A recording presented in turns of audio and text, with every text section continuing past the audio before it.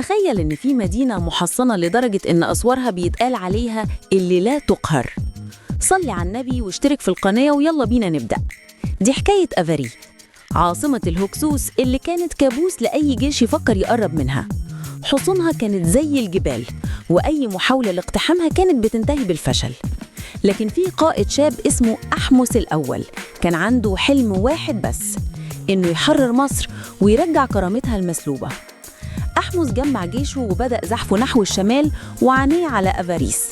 الكل كان بيقوله إن دي مهمة مستحيلة وإن أسوارها هتبلع جيشه، لكن أحمس كان عنده خطة هتغير شكل الحرب للأبد.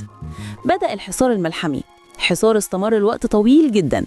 المناوشات كانت بتحصل كل يوم، والروح المعنوية بدأت تقل عند الجنود، لكن أحمس كان بيتحرك وسطهم، بيبث فيهم روح القتال والأمل. كان بيقول لهم إن دي مش مجرد معركة، دي معركة وجود.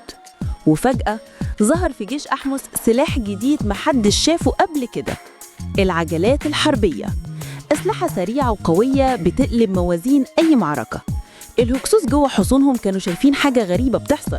تكتيكات أحمس كانت مبتكرة، بيستخدم فيها عنصر المفاجأة والخداع.